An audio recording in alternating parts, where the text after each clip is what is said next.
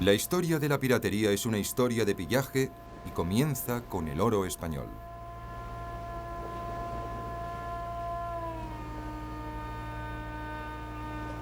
Cuando Colón llegó al Nuevo Mundo en 1492, encontró una tierra llena de riquezas inesperadas. Los españoles, con el beneplácito de la Iglesia Católica, saquearon sistemáticamente los tesoros de incas y aztecas. El oro se fundía en doblones y escudos, que llegaron a conocerse con el nombre de piezas de A8, los cuales, recién salidos de la ceca, se cargaban en los galeones y se enviaban a España. Otros países europeos que envidiaban estas nuevas riquezas, pero que al mismo tiempo deseaban evitar la guerra a toda costa, encomendaron a aventureros apropiarse del oro español.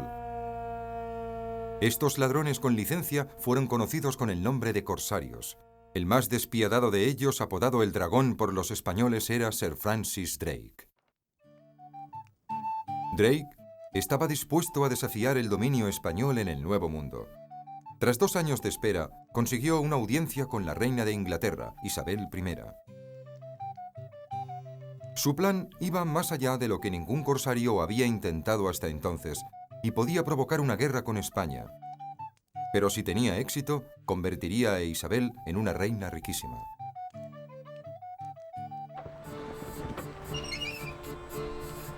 El 13 de diciembre de 1577, Francis Drake se hizo a la mar con su flota de 5 barcos. Mantuvo su destino en secreto incluso para su tripulación. Su misión era robar a los españoles, aunque los términos exactos utilizados por la reina eran ambiguos. El buque insignia de Drake, el Golden Hind, solo medía 30 metros de eslora y 6 de manga, pero era muy veloz y estaba bien armado. Cuando una réplica exacta de este famoso barco se hizo a la mar hace algunos años, se pusieron de manifiesto inmediatamente las duras condiciones de la vida a bordo. En 1974, el capitán Adrian Small repitió el viaje del Golden Hind a través del Atlántico. Muy pronto, Small pudo apreciar los conocimientos de Drake como navegante.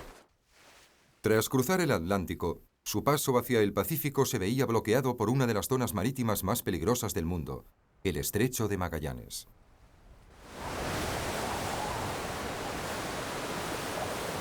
Después de 6 semanas luchando contra los vientos y las mareas del Estrecho de Magallanes, Drake apareció en el Pacífico y tomó a los españoles completamente por sorpresa.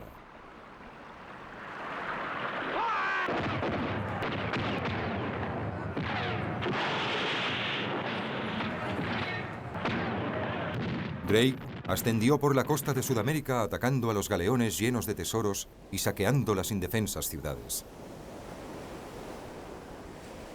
Pronto supo que el barco más rico del Pacífico navegaba justo delante de él.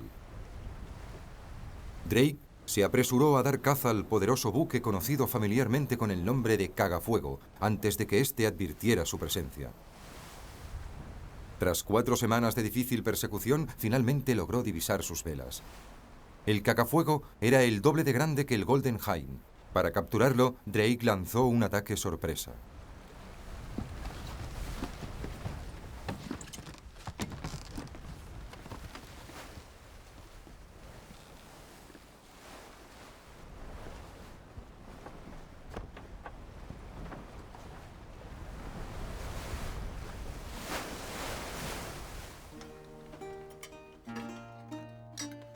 Al término de la sangrienta batalla se sirvió la cena. El invitado de honor era el capitán español derrotado. Mientras corría el vino, el Cagafuego fue despojado de sus riquezas.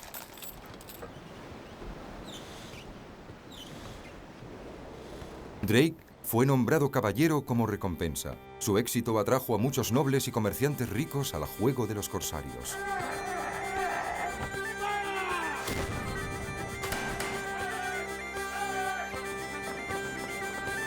Solo en un año zarparon 1000 expediciones de corsarios. Sin embargo, para tener tanto éxito como Drake, los corsarios primero tenían que igualar su pericia como navegante. Haciendo mediciones con regularidad del ángulo del sol en el horizonte, Los piratas navegaban a través del Atlántico siguiendo una línea de latitud hasta que divisaban tierra. La parte más peligrosa del viaje llegaba cuando tenían que navegar por aguas poco profundas.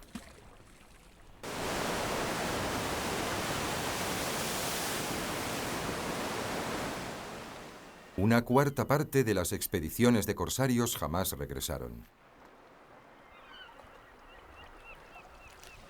El premio más ansiado era la flotilla de galeones repletos de tesoros que se reunían anualmente en el mar del Caribe antes de su viaje de regreso a casa. A pesar de los esfuerzos de los corsarios, esos barcos nunca fueron capturados. Aquellas islas dominadas por los españoles atrajeron un nuevo grupo de colonos que con el tiempo dieron vida a una personal adaptación del arte de la piratería. Hacia 1620, varias naciones europeas habían establecido puestos avanzados en el Caribe y lucharon por apoderarse del territorio bajo dominio de los españoles, que consideraban ese grupo de islas un don divino y su propiedad exclusiva. En la isla de La Española se había establecido un grupo de cazadores de jabalíes franceses. Aquellos hombres llegarían a conocerse como bucaneros, de bucán, nombre dado al proceso de ahumar la carne.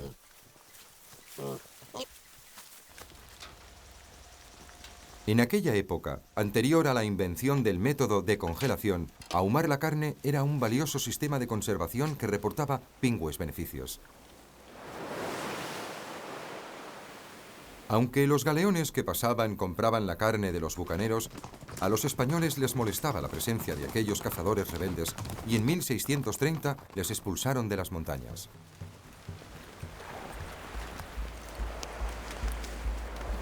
Los bucaneros aprovecharon su habilidad con las armas para atacar a los barcos. Uno de los primeros relatos en que se menciona este hecho fue escrito por Basil Ringrose, un jefe de los bucaneros. En esta ocasión, los piratas utilizaron canoas y remaron hacia el lado de sotavento de la nave. Usando largos mosquetes, dispararon contra el timonel y los marineros que se ocupaban de las velas, a fin de que la nave perdiese la ventaja del viento y sus velas se desinflaran. Disparando continuamente se colocaron bajo la popa y cortaron los cabos de la vela mayor, dejando al buque totalmente inservible.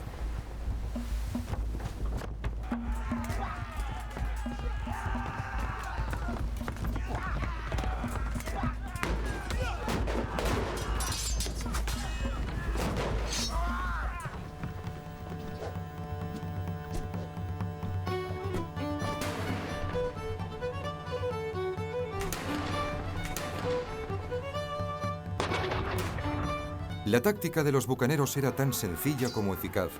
Hacia 1665, el 15% del oro español acababa en sus manos.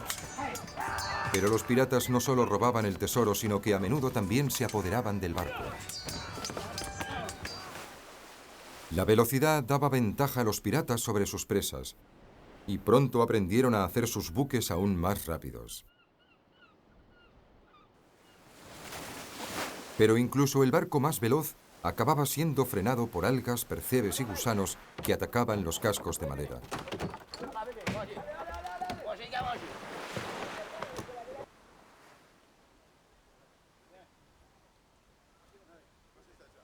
Entonces, como ahora, la única solución era llevar a un dique seco el barco y arrancar los gusanos y percebes, una operación llamada carenar.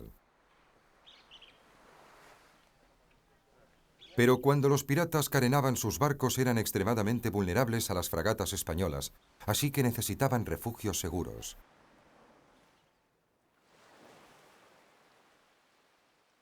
La base de los piratas más popular estaba en el corazón del Caribe, en la isla de Jamaica, donde los británicos habían establecido una colonia, Port Royal. Los primeros gobernadores de Port Royal ofrecían una compensación a cualquier asesino que ayudara a proteger la colonia del acoso de los españoles. Sin necesitar ninguna otra motivación adicional, bucaneros de todo el Caribe acudieron a la ciudad para participar en el saqueo de los tesoros españoles procedentes del Nuevo Mundo. Port Royal se ganó rápidamente la reputación de ser la ciudad del mal. Corsarios borrachos dilapidaban sus fortunas en los burdeles, tabernas y salones de juego. Las tabernas se convirtieron en el punto de reunión de todos los forajidos del Caribe.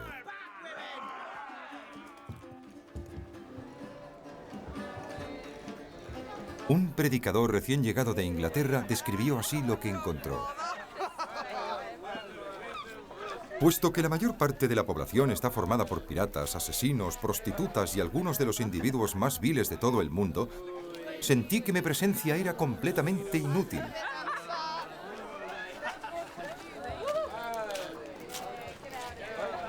El predicador regresó a casa en el mismo barco en el que había llegado.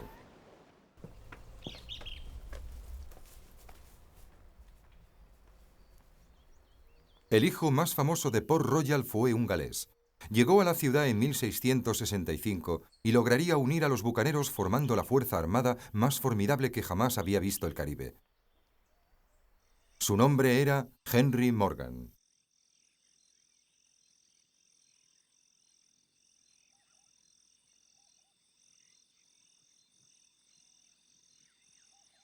En su adiestramiento, Morgan aprendió los métodos clásicos del ataque por sorpresa de los bucaneros.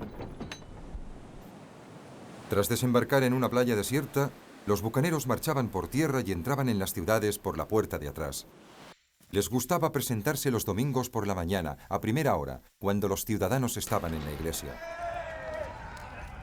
El insaciable apetito de Morgan por conseguir botines mayores le impulsó a atacar ciudades cada vez más grandes. Pronto sus ojos se posaron en el premio codiciado por todos, Panamá, la joya del Imperio español. La ciudad de Panamá se encuentra en la costa del Pacífico. Los españoles pensaban que estaba a salvo porque había 30 kilómetros de jungla protegiéndola de los piratas del Caribe. Para tomar Panamá, Morgan necesitaría reclutar un ejército, y eso es lo que hizo. El punto de reunión se estableció en la costa sur de la Española. 38 buques y más de 2000 hombres respondieron a su llamada. Era el contingente de bucaneros más grande jamás reunido. El plan de Morgan era sencillo y osado al mismo tiempo. Navegaría hasta la boca del río Chagres y tomaría la fortaleza española. Desde allí continuaría río arriba en canoa.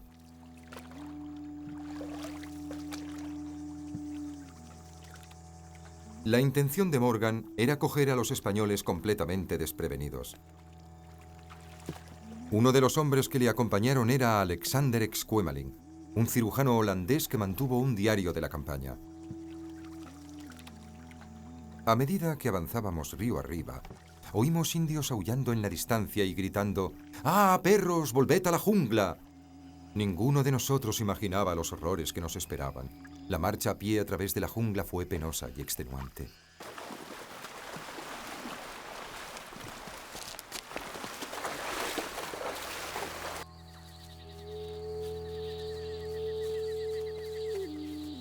No solo los insectos y las sanguijuelas causaban estragos entre los bucaneros. Con frecuencia los indios tendían emboscadas a los intrusos e informaban de su posición a los españoles. De modo que cuando llegaron a las primeras aldeas las encontraron desiertas. No había ganado, ni comida, ni agua. Incluso habían envenenado los pozos.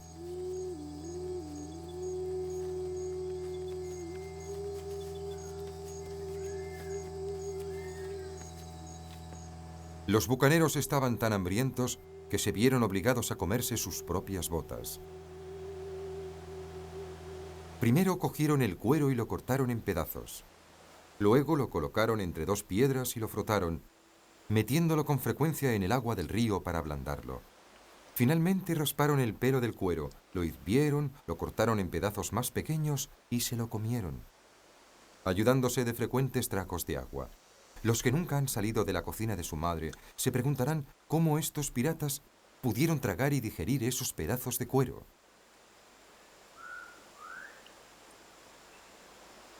A ellos les diré que si algún día sufren la hambruna que soportaron los bucaneros, sin duda harán lo mismo que ellos.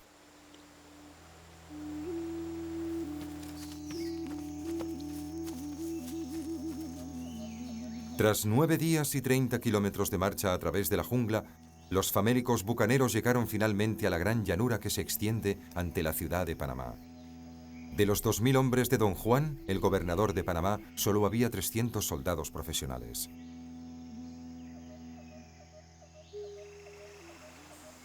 Cada bando tomó sus posiciones en el campo de batalla. Los bucaneros avanzaron por el este de la ciudad para que el sol cegara al enemigo. Una maniobra de distracción de Morgan confundió a los españoles rompiendo sus filas. El resultado fue desastroso.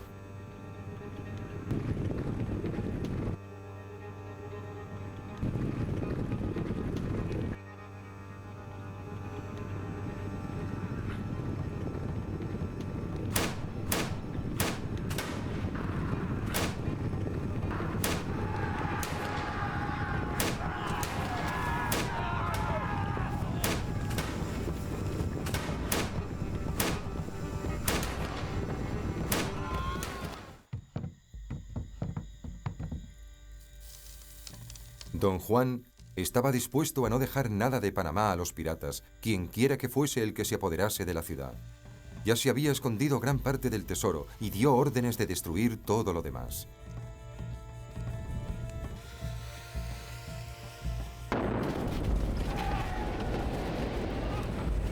Durante varias horas se desató el caos, mientras los soldados españoles incendiaban su propia ciudad. Cuando llegaron los bucaneros, sus esperanzas de encontrar el tesoro se desvanecieron entre las llamas. Saqueando casa por casa, torturaron a los pocos que se quedaron, que se negaron a entregarles su oro. Pero el tesoro más valioso aún seguía oculto.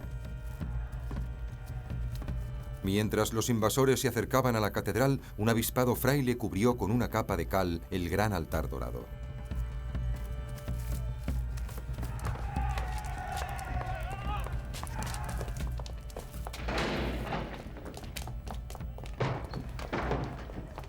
El altar todavía estaba húmedo, pero el truco funcionó y los bucaneros no vieron el mayor tesoro de todos. Sin embargo, el botín fue extraordinario.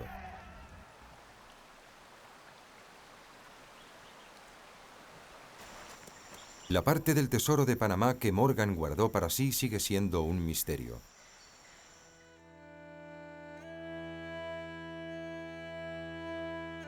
Según la leyenda, esta plata de la iglesia de Port Royal formó parte de su personal botín.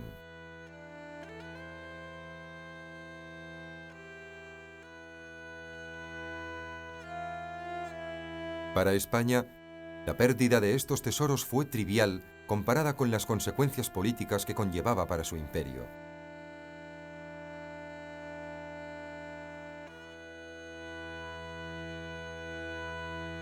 La reina de España lloró cuando se enteró del saqueo y la destrucción de Panamá.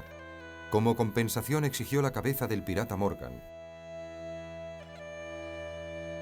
Los ingleses optaron por una solución diplomática.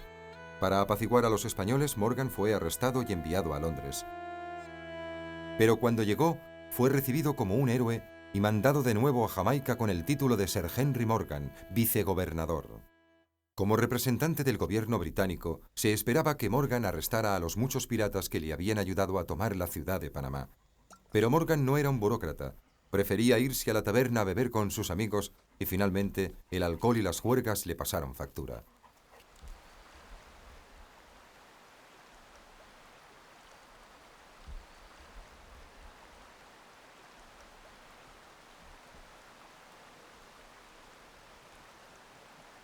Morgan murió el 25 de agosto de 1688. Se disparó una salva de 22 cañonazos y se decretó un día de fiesta nacional. Fue la última vez que un pirata sería homenajeado en una colonia británica. 4 años después, Port Royal se enfrentaría a su propio juicio. En 1692, la tierra se abrió y la mitad de la ciudad desapareció bajo las aguas en un gigantesco terremoto. Miles de personas murieron.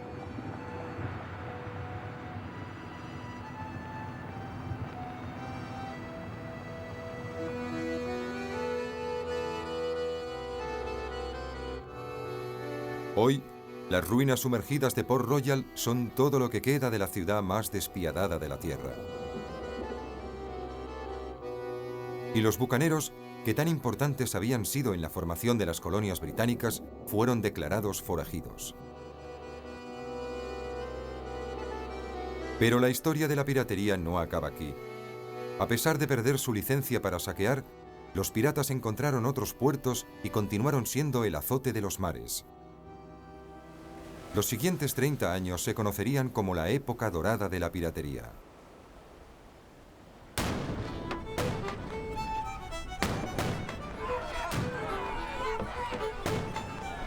Los piratas de la época dorada consideraban todos los océanos como su campo de operaciones, y en especial las vulnerables rutas comerciales abiertas desde Europa hacia las colonias.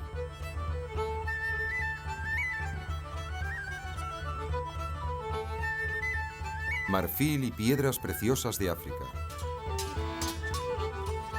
Oro del Nuevo Mundo. Sedas y especias de la India. Todo cruzaba las aguas de los océanos en la panza de indefensos galeones, y los piratas sacaban el máximo provecho.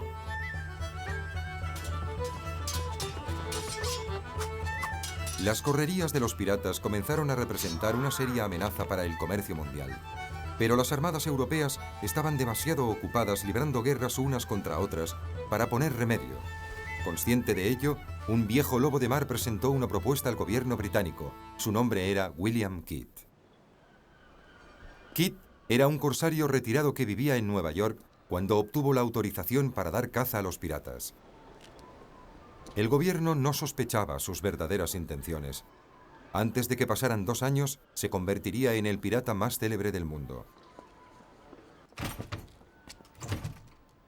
La transformación de William Kidd de cazador de piratas en pérfido pirata comenzó en las tabernas de Nueva York, donde Kidd contrató a su tripulación.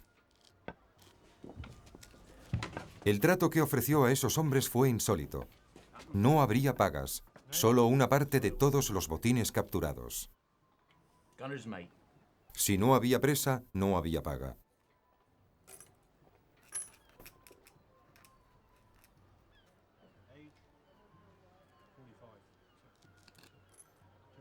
My name is William Kidd. When I sailed, my name is William Kidd. En 1696, Kidd se hizo a la mar con su peligrosa tripulación rumbo a las Indias Orientales.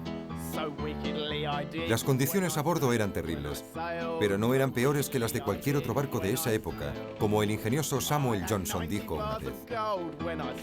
Ningún hombre se convertirá en marino y se encerrará en una prisión si tiene suficiente ingenio, ya que estar en un barco es como entrar en una prisión, que además se puede hundir. Un hombre en la cárcel tiene más espacio, mejor comida y normalmente mejor compañía. Después de 3 meses de penosa singladura sin haber divisado ningún barco pirata, la tripulación de Kidd comenzó a dar señales de amotinamiento. Cuando un hombre se quejó abiertamente delante de él, Kidd perdió los nervios. El artillero en cuestión, William Moore, murió 2 días más tarde. Kidd sabía que su tripulación estaba al borde del motín, pero la fortuna finalmente le fue favorable. En el horizonte vieron un mercante desarmado procedente de las Indias, el tipo de nave que supuestamente Kidd debía proteger de los piratas. Kidd advirtió que el mercante Queda navegaba bajo la bandera francesa por conveniencia. Puesto que Inglaterra y Francia estaban en guerra, pensó que era una presa técnicamente legal y decidió acercarse a él. Su siguiente acción sellaría su destino. El cazador de piratas se convirtió en un pirata. En sus bodegas había una gran cantidad de tesoros, desde sedas hasta piedras preciosas.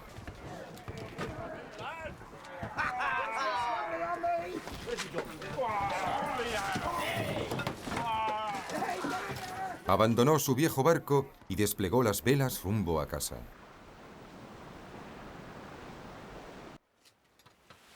Cuando los mercaderes de las Indias descubrieron el robo de Kidd, amenazaron con bloquear todo comercio con Gran Bretaña hasta que Kidd fuera llevado ante la justicia. Esta amenaza fue suficiente para firmar la sentencia de muerte de Kidd.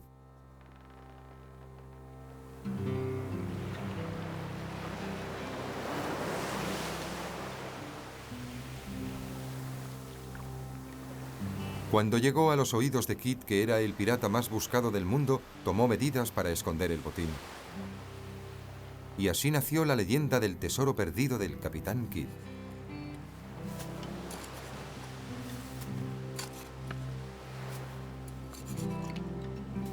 Se dice que lo escondió en una isla del mar del sur de China. Jamás se ha encontrado nada. Varios meses después, cuando llegó al Caribe, Kidd abandonó el mercante Queda.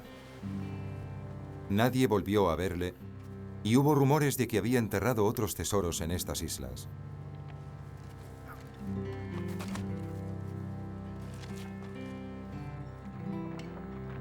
En otoño de 1699, se le vio de nuevo a bordo de un pequeño balandro en el estuario de Long Island. Aquí, en las Islas Gardiners, es donde se ha encontrado el último de sus tesoros enterrados. Pero Kidd no regresaría a las Islas Gardiners. Fue arrestado y enviado a Londres para ser juzgado. El tesoro recuperado se usó para pagar a los inversores de la malograda expedición. Hoy solo se conserva una pequeña parte de ese tesoro.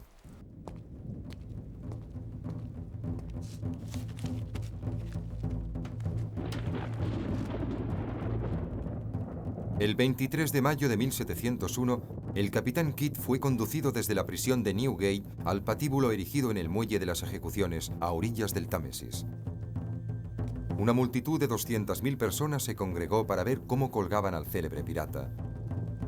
Algunos esperaban que tal vez revelaría dónde había ocultado su tesoro, pero sus últimas palabras de borracho no desvelaron nada. La mala suerte le persiguió hasta el final. Cuando le colocaron el nudo alrededor del cuello y le colgaron, la cuerda se rompió. El capitán Kidd tuvo que ser colgado 2 veces.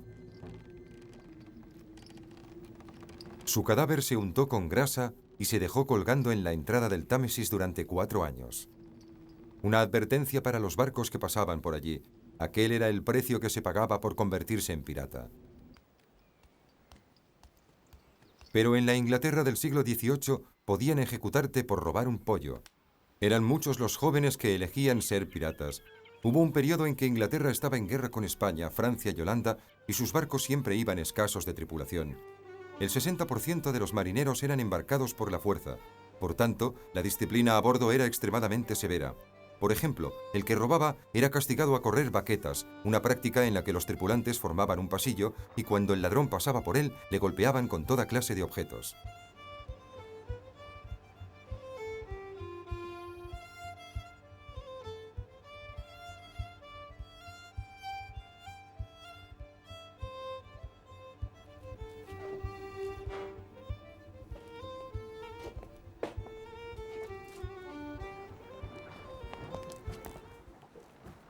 Ofensas más graves se castigaban con la flagelación.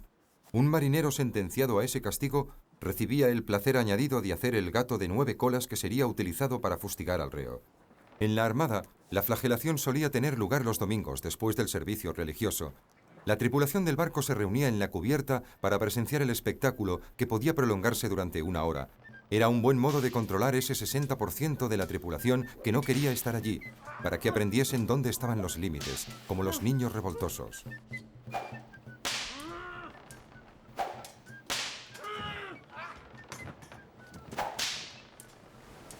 Para que no les trataran como niños, muchos marinos de la Armada Real y marinos mercantes preferían cambiar de barco y convertirse en piratas. Así se unían a una brigada internacional compuesta por gentes de muy diversa procedencia.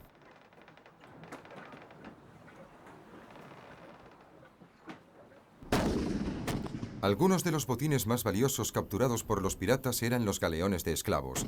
Normalmente se vendían, pero a veces a los esclavos más fuertes se les invitaba a unirse a la tripulación pirata. Para un esclavo negro convertirse en pirata era una oportunidad única, porque a bordo de los barcos pirata eran tratados como iguales.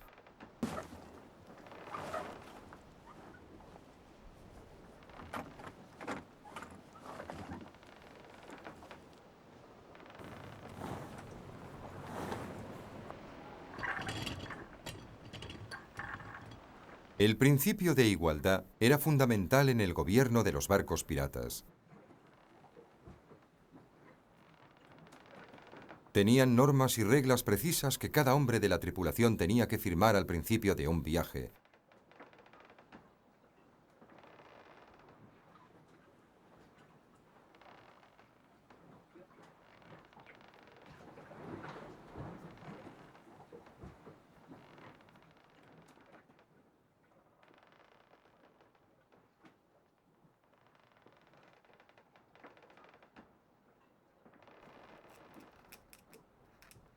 Para conseguir una fortuna semejante, los piratas navegaban en los mares más ricos del mundo. El Caribe era el terreno de caza perfecto para los piratas. 30 años después del declive de Port Royal, los piratas crearon una nueva base en el Caribe. La isla de New Providence, en el archipiélago de las Bahamas, se convirtió en una república pirata, gobernada por los propios piratas.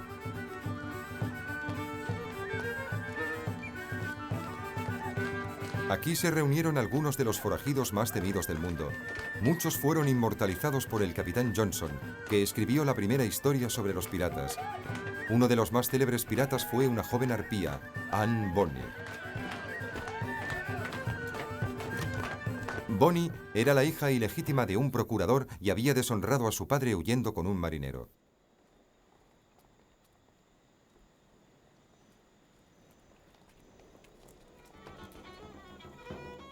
Cuando llegaron a New Providence, Anne ya había abandonado a su marido y se había enamorado de un joven pirata con maneras de dandy. Su nombre era Jack Rackham, pero tanto sus amigos como sus enemigos le conocían como Calico Jack. Juntos robaron un balandro del puerto y partieron en busca de tesoros.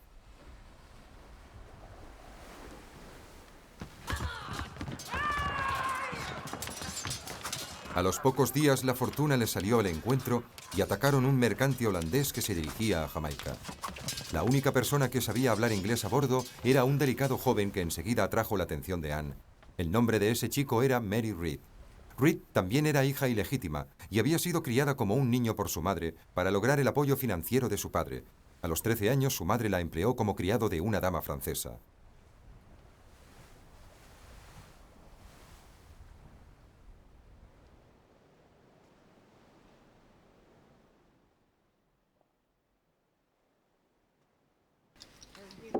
Harta de las tareas domésticas, Mary huyó a Flandes, luchando en el cuerpo de caballería en la Guerra de Sucesión Española. Cuando la guerra concluyó, se distinguió como marinero y se embarcó en un barco holandés con destino a Jamaica.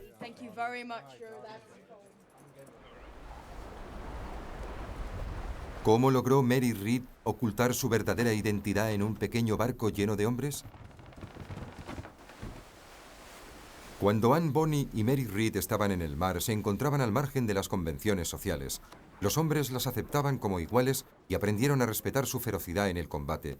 Cuando finalmente fueron capturadas por una fragata inglesa, sus compañeros se refugiaron en las bodegas, dejando a las dos mujeres solas en cubierta, luchando como demonios.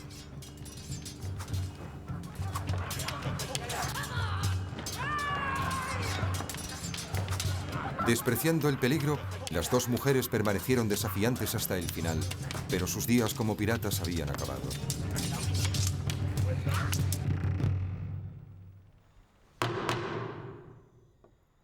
Por tanto, las mencionadas Mary Read y Anne Bonny, alias Bon, planearon junto con Jack Rackham asaltar y robar. A medida que trascendían detalles del proceso, las osadas hazañas de Anne Bonny y Mary Read se convirtieron en leyenda.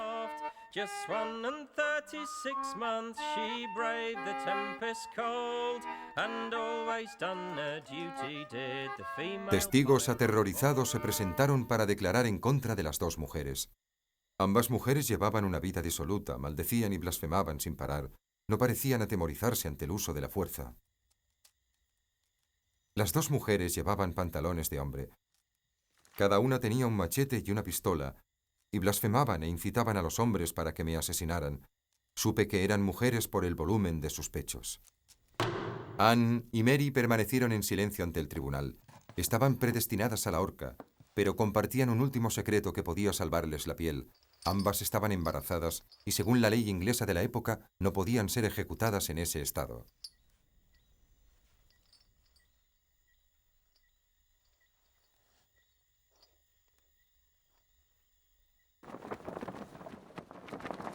Las vidas de las mujeres pirata pasaron al folclore, mientras en el Caribe las cosas continuaban como siempre.